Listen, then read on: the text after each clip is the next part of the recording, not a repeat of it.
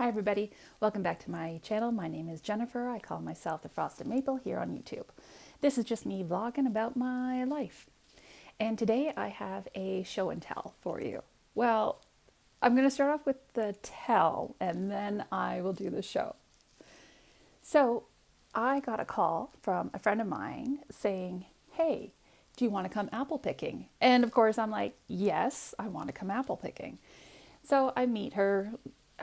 She shows up with her little daughter who's 3, adorable. And we go over to a friend of a friend's house.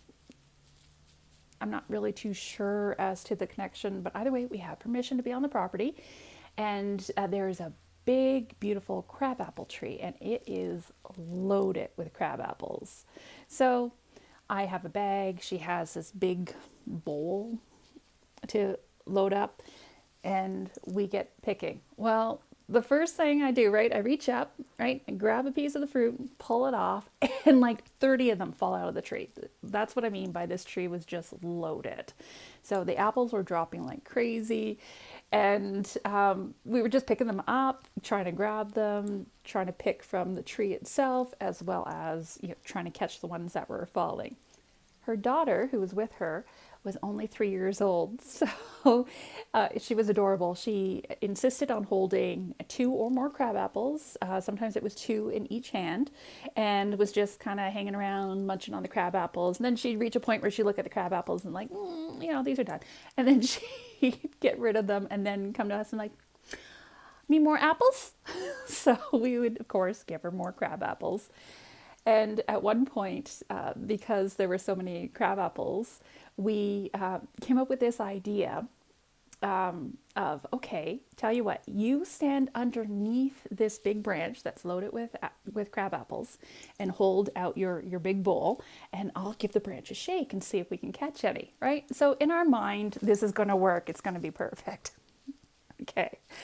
So I'm taller than she is, so she gets underneath the branch with her big bowl, and I reach up and I grab the branch and I shake it, right?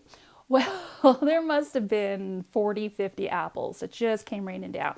And we made sure that her 3-year-old daughter was out of the way, because last thing I wanted to do was, give this poor child a concussion going apple picking. It's like, could you just imagine? It's like, I'm sorry I hurt your child with crab apples to the head. It was unintentional, right?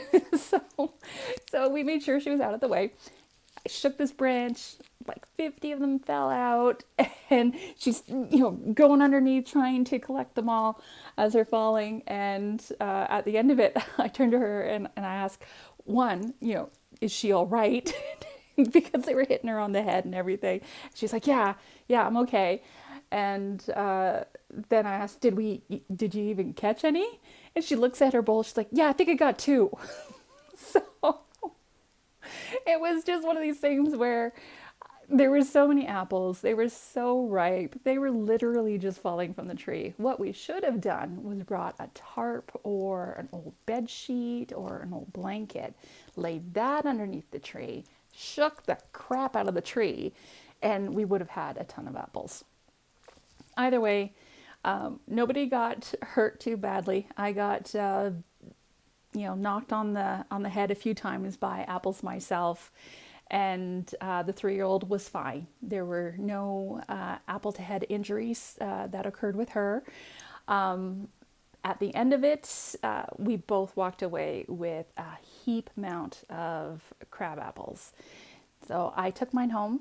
I weighed it, and I got 10 pounds, a little over 10 pounds of crab apples. I think it was actually like 10.8, 10.9 pounds of crab apples. A lot of crab apples. So here is the bag of crab apples that I picked. So this bag holds quite a lot, and these are good size crab apples. Sometimes crab apples can be small, but not these guys. They were a good size, and there's a lot of them. What I did with the crab apples was I made crab apple jelly and I made crab apple sauce. Now, typically I make crab apple jelly. I enjoy crab apple jelly. I tend to make it every few years just because when I do make crab apple jelly, it does tend to last me a fair bit of time. So it's like once every 2 years or every 2 to 3 years that I need to make a new batch. So this time around I got 9 jars of crabapple jelly and I tried to make crabapple sauce.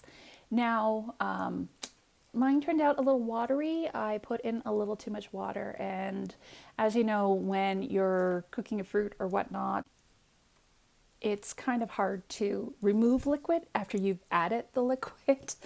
So it's a little runny, but I think it will be great to kind of cook pork in, reduce it down. I think it will be good. But yeah, that's what happened. I wanted to share it with you, and let me show you all the jars. Okay, so I tried to get a good shot of everything here, but here are the 3 jars of crabapple sauce. I didn't realize I was filming a little high, so sorry about that. And over here, I did the jellies in 2 batches. That's why they're 2 different colors. And I had these cute little jars that needed to be used up. So yeah, I just think they're adorable. So perfect size for jellies. Now you'll notice with my jelly it's not clear. That's because I am impatient and I squeeze the jelly bag. So it makes a cloudy jelly. It still tastes delicious though. So that was my crabapple picking adventure. I hope you enjoyed the story.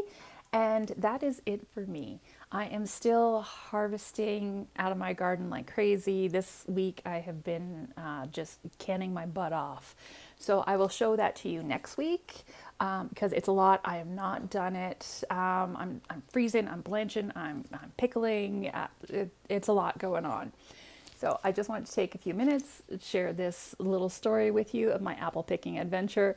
And that is it for me. So until next week, I hope you are happy and healthy, and I will talk to you later. All right, everybody, take care. Bye.